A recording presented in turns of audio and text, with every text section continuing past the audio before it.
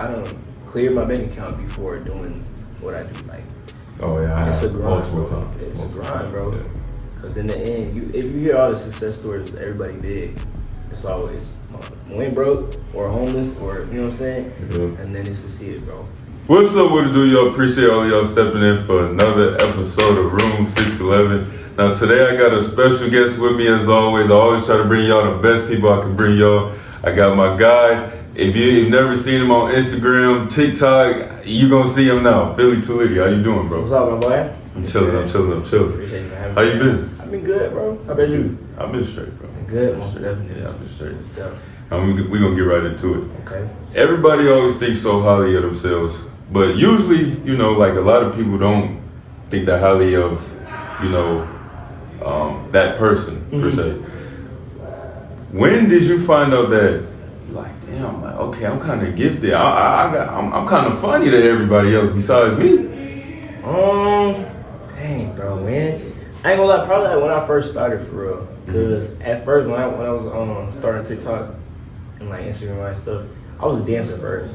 So like once I seen like dance videos when working on the platform, I was like, I've always been like that funny kid in the family. And I just started making funny videos and then they just started skyrocketing. Yeah. So you wasn't like a class clown like everybody else? To be honest, no. I was an introvert in school. Like I had a lot of friends in school. I was like a popular moment, bro. Okay. I had a lot of friends in school, but I didn't really show that side of me in school for real. Only like the people closest to me. That's it. So you never tried out for no talent shows, none of that? In school, no, but like other talent shows, yeah. Like I've competed, like, you know, dance competitions and stuff like that. When I was in a crew, I was in a dance crew and stuff like that. I did competitions and stuff like that. But talent shows in school, no, bro. Yeah. None of that. So how did you go from a dancer to making funny content then? I just feel like, I don't know, that's kind of... I know, it's a major switch. Yeah. So basically before all the comedy stuff, I was a dancer from like middle school to high school. High school really. In 2020, you know, COVID happened. We got locked down, so I couldn't perform anywhere because everybody's in the house. So I'm just making videos on my phone. Dance videos not working, so I'm like, I bet. Like dance videos, like they doing good, but I was like, let me try to comedy skits and stuff like that. And rest is history, bro. That's crazy.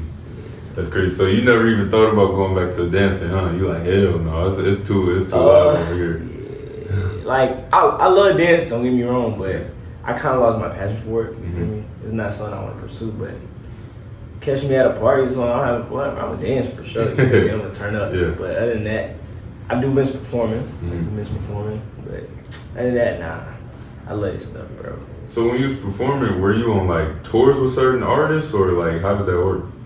So we was a self-taught dance crew. You feel me? We started off doing like Kensei's, birthday parties, dancing in church, and other events and stuff like that. And then the biggest thing we did as a crew, we got to dance for Miami Heat halftime show. That was like the biggest thing we done. And then what else? We did like big competitions. You know what I'm saying? And then that's pretty much it for real. So it just came from dancing in church to parties to bigger stages. Yeah. I got you.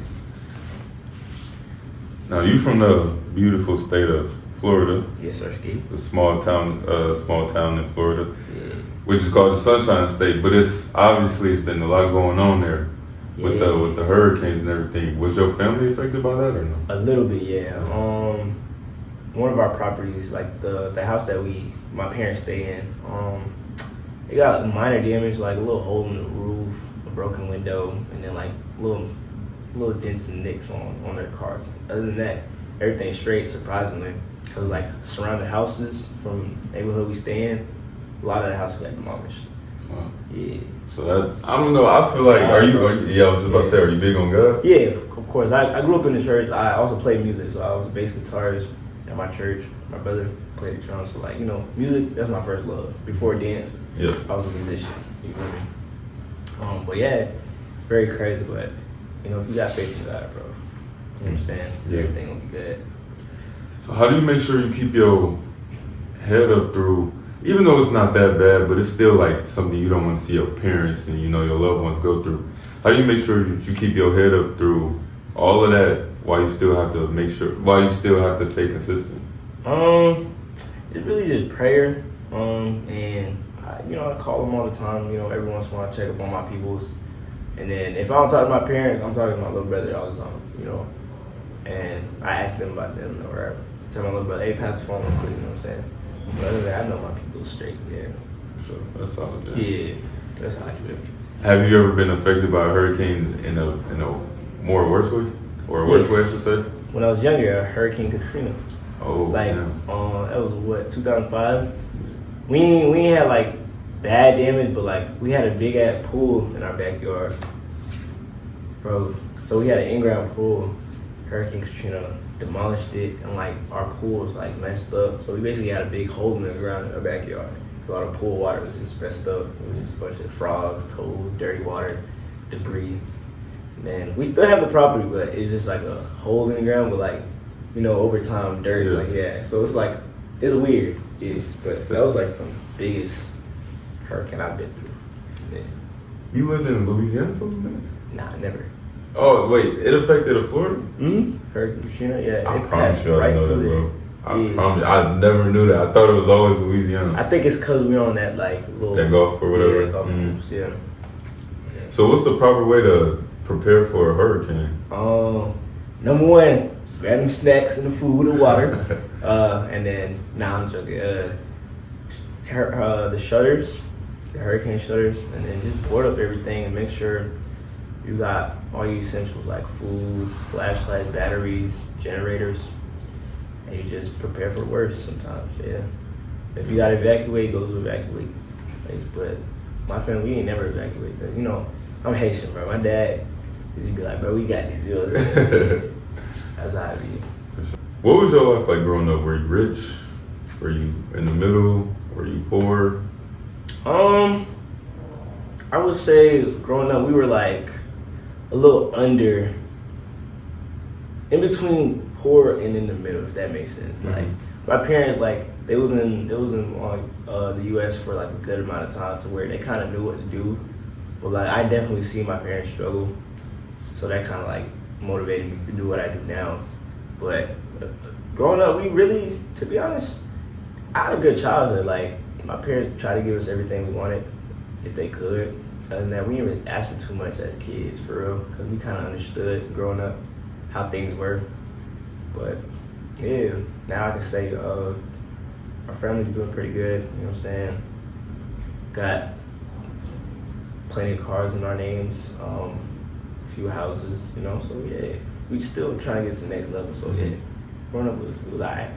I don't know too much about like the Haitian culture. What's some stuff that y'all live by, I guess you could say? The 3 L's, I'm gonna say the Creole real quick, is l'école, like l'église, basically school, home, and church. That's like the traditional Haitian household. So like me going into like my pursuing my talents, it was kind of like rocky. You feel me? Like they supported my talents, like me pursuing my dreams was like that, but it was always go to school. But like once I got to like that age where I got out of high school, I was still pursuing my dreams. I told my parents I'm not going to college. So I didn't go to college, but they seen like the type of money I was making doing social media. So they kind of understood. It was still always, remember, school is there, but yeah, that's how the Haitian household is. Like school come first, they want you to become a doctor, a lawyer. That's like the traditional route. But like me and my older brother, we kind of showed them that getting out of your comfort zone is okay, and you can still make it without going to college and stuff like that. Yeah.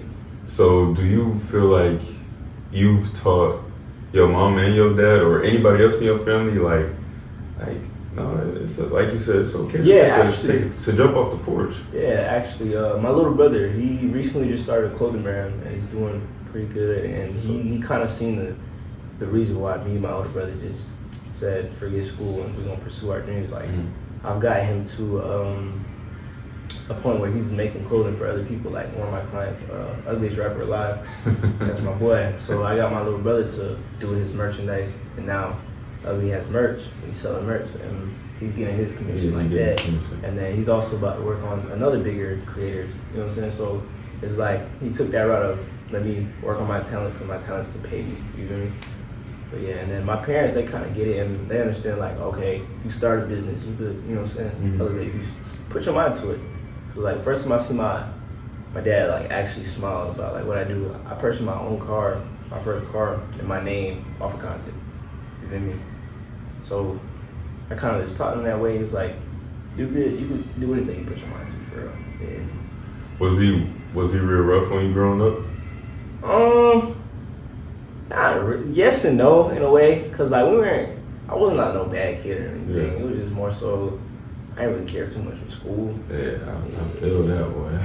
But other than that, yeah, my dad was cool. You feel me? My parents were strict, but to a certain extent, yeah. Now, if you from Florida, how you get the nickname Philly? Cause it's part of my first name. Oh, Yeah, okay. So they called you that growing up? Or Yeah, something my nickname growing up was Phil or Philly. Oh, okay. Oh, I'm like, bro, what? Okay, I got you. Yeah, for y'all watching this, not my first name is not Philip, cause that's what everybody thinks is Philip. Nah, it's not it. What is your first name? It's Philemon. It's in the Bible. Philemon. Okay. Yeah, that's my first name. What's the reason behind you not drinking or smoking? I don't know, bruh. It's just I don't know. I don't see like the. I'm the same way. I'm just acting. Yeah. Like, don't get me wrong. Like I'll drink every once in a while. Like it's rare for me to drink. Like it's my boy's birthday, take a shot for him real quick. But like I don't do like hard liquors. I don't know. I could care less about it. You better than me. I ain't sparing nobody's birthday. Real? I never drank nothing, bro. Never drank, never smoked. I'm not sparing shit, bro. Yeah, smoking, drugs, that's dead. That's dead. Yeah. But yeah. How you feel about people drinking or smoking that's around you? You like, that's what you do? Yeah, because what I know is everybody grew up a different way. Everybody copes with whatever they have going on in their own way. So it is what it is. Like me as a friend, I'm always gonna be like, hey, you know what I'm saying? Figure out like why they do it, or like they be asking me why you don't drink. I'm like, bro, you don't need it. You feel me? I'm always be that encouragement to like not do it, but if they're their own person, they're gonna do it regardless. So yeah. I honestly lost a friendship like that, and then even one of my close friends, he was scared to tell me like, really my close friend, he was scared to tell me like bro, I smoked. I had to find out through somebody else, just because I'm like, bro, I really did not like that shit. I didn't see the reason behind it. Yeah. But once I got older and I found out more about marijuana or THC, whatever you want to call it, chronic, whatever you want to call it, bro. I was just like, it's really not that bad. But yeah, I ain't gonna lie, I didn't want to like apologize to somebody like, bro, like my bad, I ain't trying to judge you. Yeah, like that's kind of where I just became accepting about it. Like a lot of people around me smoke and drink. Yeah. Growing up, I was always taught it was bad. Yeah. You feel me? But like I kind of did my research, understood what it is, but I was like, still me, it ain't good for me. So I'm not gonna do it. Yeah. I don't think I'll be able to function off it. Exactly, bro. My mind is like a machine, bro. I can't. And I've seen it mess people up too. That's like my biggest reason too. Yeah, I've seen it mess people up. Did you have like friends or anything like that become alcoholics? Yeah, actually. Yeah. What age did you start doing skits? So around like, you said after high school, so around like 19 or 18? Cause it took a while after high school. Probably, I want to say, probably 18. Probably 18, yeah. And so you what, like 24 now? I'm 23 now. I turned 24 in December. Yeah. December what, 15th? No, yeah. Birthday 10 days away from mine. Okay, that's tough. So you go from being a dancer to starting skits on around like January 17th or something like that. That's when you dropped your first skit? I don't remember when I dropped my Well, I seen it. It was January 15th. Or January 17th. Did your research there. Yeah. Okay. And then you hit 100K followers on June 10th in 2023. During the midst of all of that stuff, bro. I gotta do my research, bro. Good, yo. In the midst of all of that, bro, when did you find out, like, damn, I'm actually becoming somebody? Honestly, the followers don't even mean that to me, bro. It's more so, influence on people? Yes, Social bro. people? I was getting like DMs from like kids like, yo, your videos helped me go through this. Yo, like if I would skip a day of posting, be like, they be getting mad at me like, yo, what's the video? What's the video? I'm like, yo, people actually want to see me post videos. And then another like aha moment was like, bro, I did like my first ever paycheck off a video. One video was 30 seconds, $300. Mm-hmm. That was more than what I was making working a job in 2 weeks. I was like, yo, this was 30 seconds. That's when I was like, man, I'm gonna quit my job. bro. I'm already doing it. I'm not. I understand it. I understand the whole job thing. You know, you got to do what you got to do. But then I'm really for like, bro, like sometimes you're just gonna have to go through like the ugly stage of being broke or you know whatever, chasing your dreams, and you just gotta give it your all. I've been through it, but bro. I don't clear my bank account before doing what I do. Like, oh yeah, it's a grind, multiple bro. times. It's a grind, bro. Yeah. Cause in the end, if you hear all the success stories of everybody big, it's always went broke or homeless or you know what I'm saying, and then they succeeded, bro. Yeah. Is the majority of your audience kids? Is it women? Is it men? What is it? I want to say like 14 to like 24 is like my real support base. I got some older people, a little bit young people. Like whenever I change my skits around, that's when my demographic changed. Cause I used to do like relatable school skits. That's when I had a lot of kids following me, or like mainly engaged. And then I started doing relationship and real life skits, and that's when like the older people came. So like it's like a mixture of both, but I want to say like 14 to 24, and then it's about 50-50, about 50-50. I can see it being like younger kids, cause like I don't know, like when I watch your stuff, it's hella goofy, like it's like hella goofy, hella random. You like, bro, what the fuck? Yeah, I try not to like, you know what I'm saying, make the content where like kids can't watch me. Yeah, that's good though. That's honestly good because they like, gonna push you. If you don't want to know like real sauce, bro, the kids are the people who gonna really push you up there, bro. Look at Mr. Beast. He makes content for the new generation. Yeah. The older people ain't really gonna support you like that. The older kids are the ones who gonna buy the merch, go to your concerts or whatever. But that's some gems right there, y'all. Yeah, like when I was watching your video today, when you had the charger, you was trying to fix it because you didn't want to go get a new charger or whatever. I'm like, that's so relatable. You feel that me? shit was funny. I ain't Exactly. that shit was funny. I could just see my brother. I like my brother's young. He's 15. Yeah. I got 3 brothers. Yeah, but us growing up the same way, and you didn't want to tell your mom I need a new charger, so you just over here trying to fix it. Yeah, them new chargers from like Walgreens and all that Exactly, stuff. For sure. Obviously, you have the drive for your career, but it's gonna take some consistency, like you said, like you've been saying. Yeah. How many times a week do you prefer somebody to?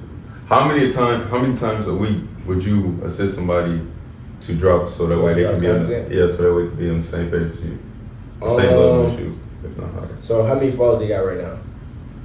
I'd say 5,000. 5,000, and they trying to get to a goal. 20. 20K? Mm-hmm. Wow.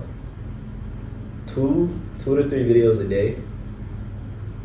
I know it's hard, but if you really want to hit that 20K mark, because your goal is to stay on the algorithm, stay in people's face. Because the more they see your face, like you keep you on. Like say you post funny videos like me. The more they see your face, like, oh, I just seen this guy's video yesterday.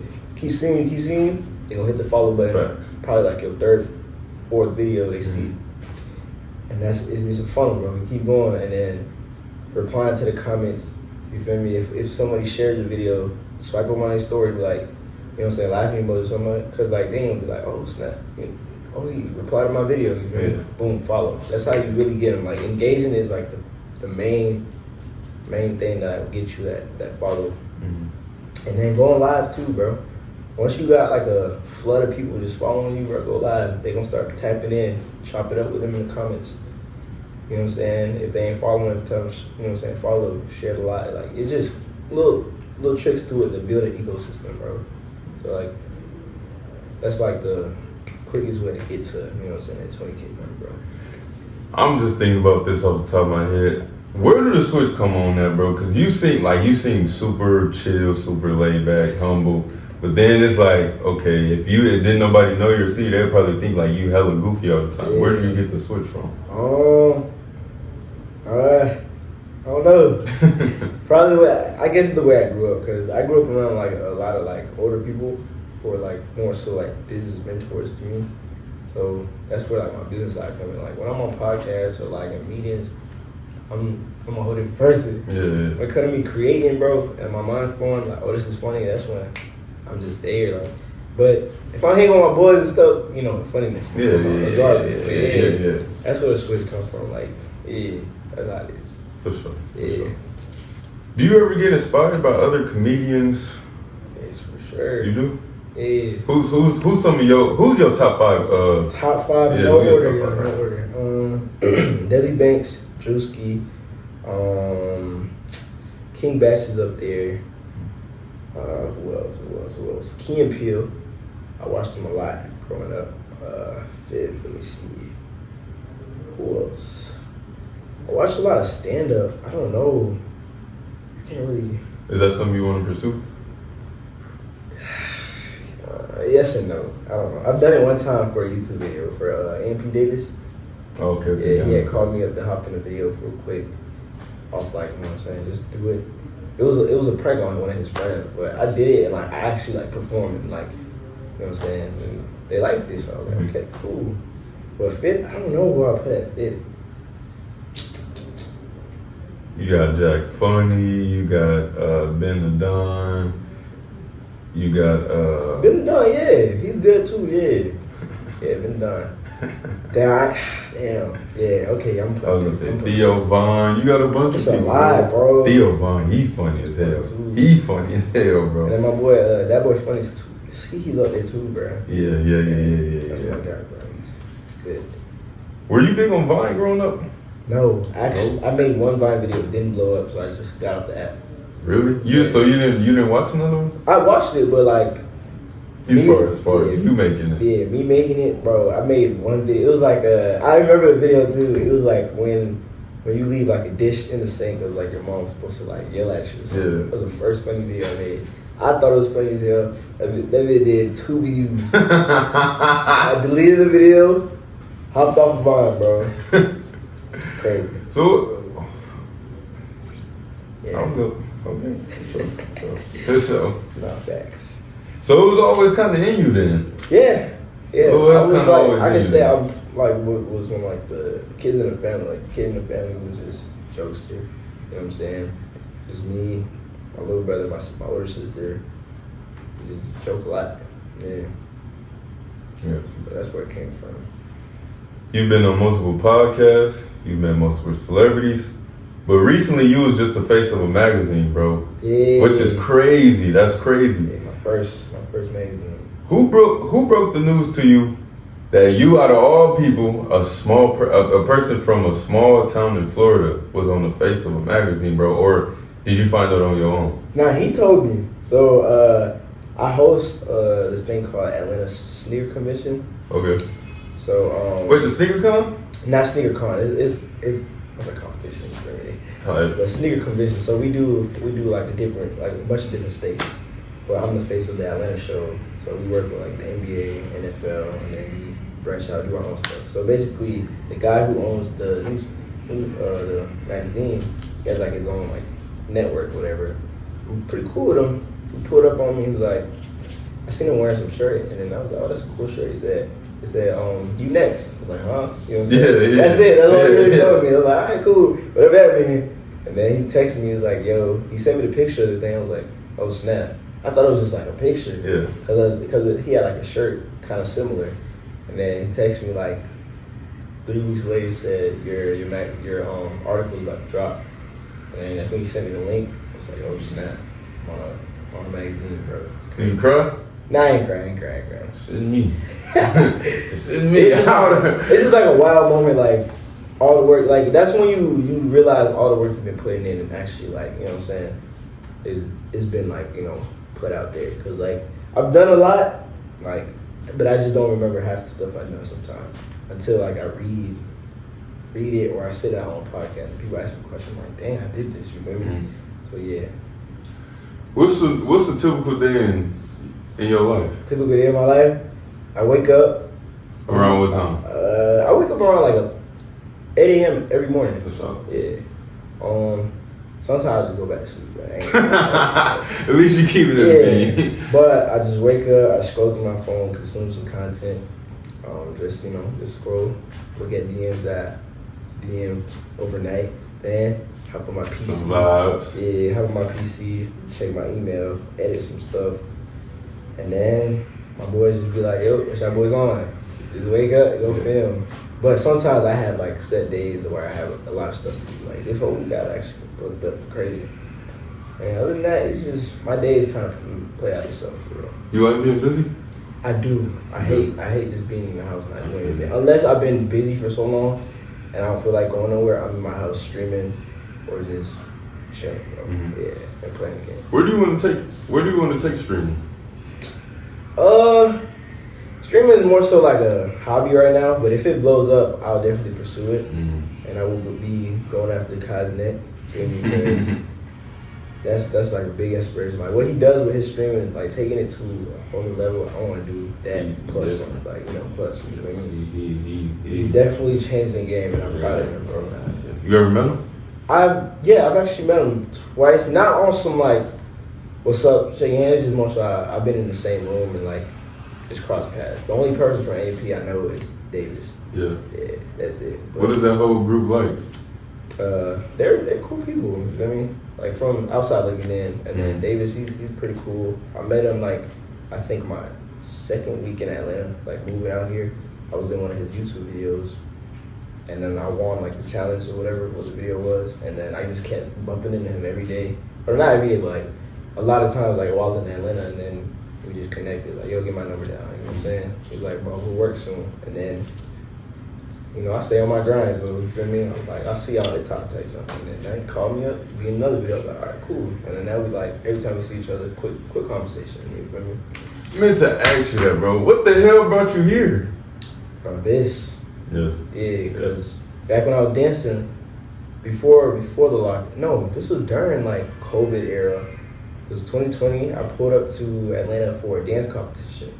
I wasn't competing or nothing. It was like one of my friends, he does like these big dance competition, whatever. So I came out here, but one of my friends I came with, he was already on TikTok. He was like, I think he had like 600K or something like this. Yeah. So he introduced me to like some of the creators out here. I was like, yo, I met a lot of people I watch already. I was like, yo, these kids are.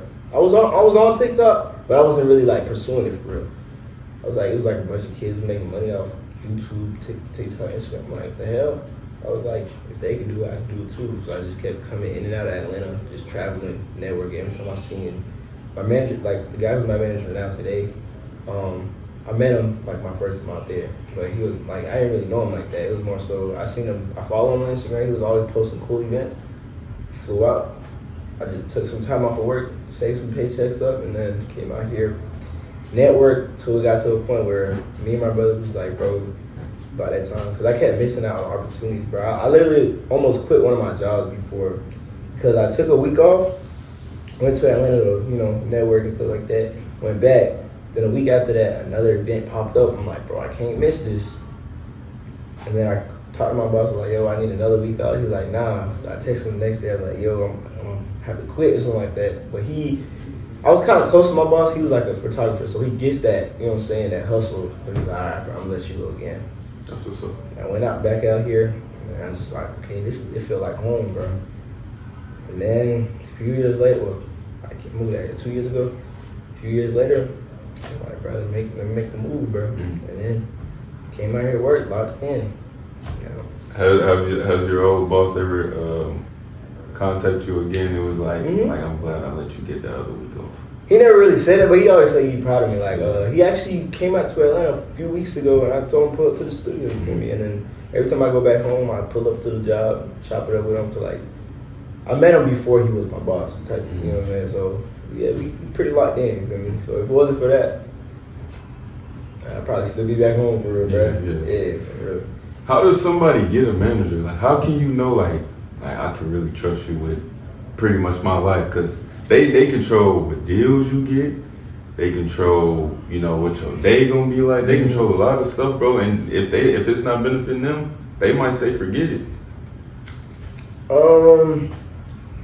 Me getting a manager kind of just randomly happened because I formed, like, me and my group formed together, you feel me? And that's where I got my Snapchat show or whatever, and then he kind of became my manager that way. But I still manage myself in a way. Yeah. And me and my brother kind of, he helps me out with stuff. So I never really had a manager, but my manager right now, shout out to Keith, you feel me?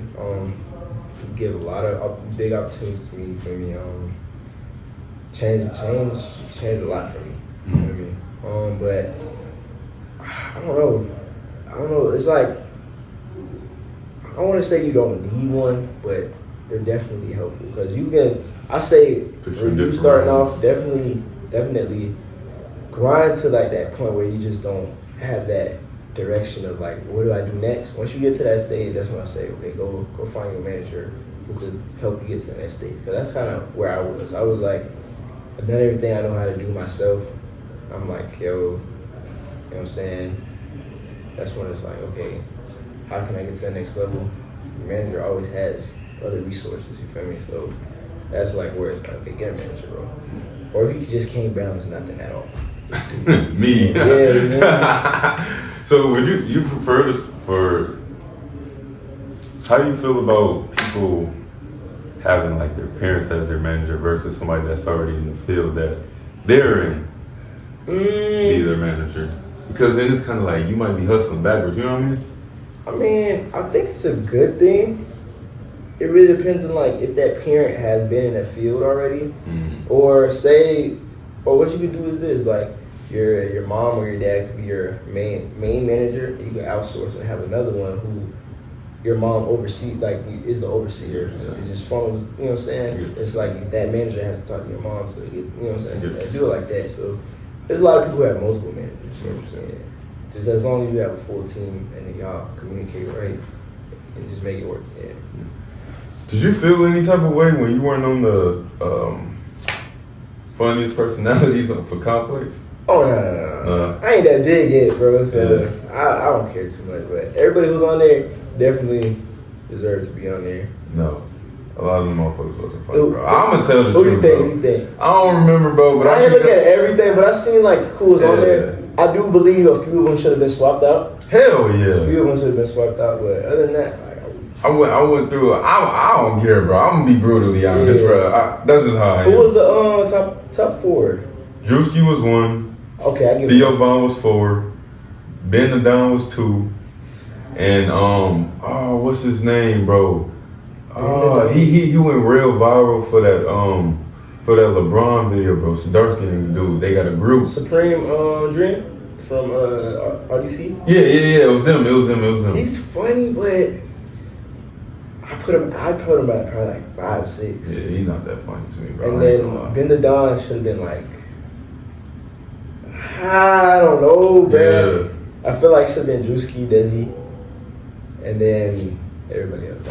See, I like not Drewski. I like Desi, but he's hit or miss with me, bro. For Like real? some stuff be like, okay, like this. I feel like his newer videos, yes. Yeah. The older ones was funny as hell. I don't know. Probably he's running out. No, he ain't running out, bro. It's just He might have to be more commercial. yeah. You gotta have. I don't know. Drewski, he just does everything. Yeah, Drewski funny, bro. And then Drewski Drewski funny. Drewski got it. But yeah, I think Desi is just some stuff. I'll be like, okay, this funny as hell, and I'll be like, yeah, I do agree. like But what I can say about Desi, the sets he put together for his skits are like yeah, on point. I can say that. He gets in the character. I can definitely say that. But yeah, it was him. I know Gilly and Wallow was at like 19.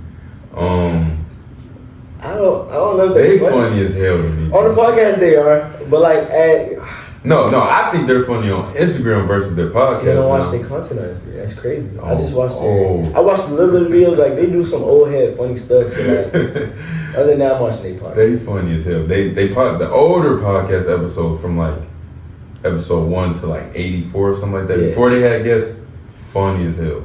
Now it's kind of like it more so. Yeah, that's how I get. You know, serious, but yeah, but nah. But Instagram though.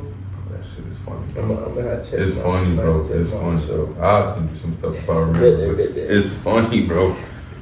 But is that if they have, I don't know if that's like an annual thing or anything like that. Mm-hmm. But if it comes out next year, do you expect to be on there? Or would you want to be on? Obviously, you want to be on there. That would be cool to be on there, but would I expect to be on there? No, because of the route I'm going with what I do now. Like, I'm not saying I'm steering away from skits and stuff like that, but I'm kind of at a production world. Yeah, you see the longevity. Bro, I'm trying to, Yeah.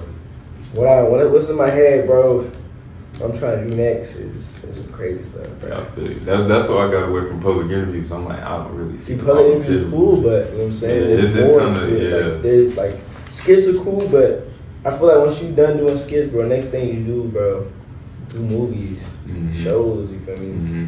Like, but I would want to do that. Like, I've acted a few times, but main roles I haven't really. I've got actually some main roles, nothing big, but like for short films yet. But like, where I'm trying to steer is like the production realm. Like, I literally just directed my first TV show. Congratulations. Appreciate it. It's going on our Collab TV Plus. So our studio, we got a streaming platform coming out real soon. Kind of like Zeus. That's smart as hell. Kind of like Zeus Network. That's like, smart as hell. Streaming platform? Yeah, That's smart. So That's smart. it's TV shows, movies. I'm like, yeah, I got a chance to produce a show, bro. It's a game changer. So that's So, bro. you feel me? Longevity, bro. Our creators out here, bro. Y'all get right, bro. Get right. Now it seems like all of your friends that you have around you, they have something going for themselves. Mm-hmm. How important is it to have the right people around you that's on the same wavelength as you? It's very important, bro. Like, I don't know if you heard this like little analogy. It's about like the apple basket. If you put a spoiled apple in, like, you know what I'm saying, it spoils each other. But if you put good apples in the same basket, bro, they all flourish. You feel me? So like that's very important to have like people who are successful in your circle, because if everybody's successful in your circle, you know what I'm saying, you are definitely gonna become successful too. You feel me? I've surrounded myself around a lot of people who do big things. I just know my time's coming. You feel me? Yes, I've achieved a lot, but I don't think I'm at the level I should be at yet. You feel me? Yeah, so it's very important to have some big people around. Now you got JG, KJ, and yourself. And y'all go by the ATM boys. Yeah. What is that? What does that acronym mean first? Stands for all emotion. Okay. Basically, it just means like you got everything going for you. Like, you know, something going for you. So it's not like, you know, how everyone, I got motion, I got motion. Like, motion is bigger. This is like, motion is about like, you know, you working toward your goals to, you know, set your family straight, your generation straight, like your next generation. Just doing something with your life. That's what all motion really stands for. You know what I mean? That's kind of what we like, you know what I'm saying, put it together. But yeah. How did y'all meet? Okay. KJ, I met him online actually. So a few years back, I got, like, me and 299 other creators, black creators, got what's it called? How do I put this? Like, we got selected to become like part of this what's it called? Opportunity, I guess you could say, for black creators. It was to get signed under Triller. So we were like creators for Triller. So we had like a 1-year contract, and basically we were like, out of 300 black creators around the world, we got selected to do this. You feel me? And then I met him because we was all in a group chat. And then, dang, is that how I met him? Yeah, that's how I met him. I feel like I met him somewhere else. Yeah, so I just met him online, and then I went to this thing called Philly2Litty in Orlando. He pulled up there too, and then that was our first time meeting in person. So it was kind of cool online already, and then the rest is history. JG, I don't know if you heard of the Collab Crib before the Collab Studios. Mm-hmm. So it was like a house. It was like a content house with like big creators like K Shell, Theo, you know Theo Weston. He did like the dad joke stuff that I gotta show you this. Trey Bills was a part of it. A lot of other big creators. Robbie World too. He was a part of the house. And then he was an editor for them. So one of my friends, K Shell, she was in the house, like in the content group. So I only knew her for real. So I kind of seen JG every once in a while. Said, what's up? That's it. And then when I moved out here, I would pull up here, like before the studio was really a thing. We just create content with each other all the time. Cause I met him through KJ, I guess. Cause me and KJ were pulling up over here, and we was recording from like say we pull up here at 3 p.m., we leave at like 3 a.m., bro. We recording all day, like almost every day, because we had nothing else to do. I just moved here. We just here, just making content. We had people pull up to the studio, made our own little networking days where we just film content. And then it was like, we was with each other so much, it was like, bro, let's start a YouTube group. You know, all the guys be like, bro, let's go on YouTube. But in the midst of us starting a YouTube, like a YouTube group, because Robbie, he was like, because he always saw us together, he was like, what's our group name? That's when it kind of like, damn, we ain't got no group name. So we was like, okay, let's meet up, let's brainstorm when we made a group. And then wait, what was the worst group name that was thrown out there? Yeah, I don't remember even none of the games. Cause I just know how niggas be, bro. You be like, oh, such and such, man, that's your ass. I don't even remember all the names, bro, that we had for real. But we had a whiteboard that's in the back. We just write names, and I wrote ATM on the board. We was like, damn, that's hard. It was like, what it stand for? We was like, we don't know. It was like, all the money, all the, you know what I'm saying? It was just, somebody said, I forgot who said it. Somebody said, all the motion. I was like, hey, bro, that's all right. Okay. But yeah, Robbie Rose was like, what's your group name? And we didn't have a group name, so we met up, made a group, and it was like, all right, let's hop on YouTube. And like a week later, Keith was like, Keith and Rob was like, we will submit y'all for a Snapchat show. Start making content. We was like, all right, bet. So we started making like public pranks, gold digger pranks, stuff like that. Cause, I seen them on YouTube. Yeah. So that kind of like what formed our group. And then instead of hopping on YouTube first, we got an opportunity to get straight to Snapchat. And then Snapchat changed our lives, bro. And now we on Snapchat mainly. We have almost 500K on Snapchat now as a group. And we only like a year in for real. And it's just consistent, bro. Like, you feel me? Stay true to yourself. You stay focused, bro. I promise you everything will be good. I got a question, bro. When I be seeing them gold digger pranks, I'm like, it's no way, bro. They're fake, bro. Oh, okay. Yeah, actors, bro. I'm like, bro, I know, like, it's no hard. way. Like, you can't do them real, because, bro, you're gonna get like, it's like, when it comes to these pranks, you gotta get a reaction. That's what people want to see. You feel me? So what we do is cast.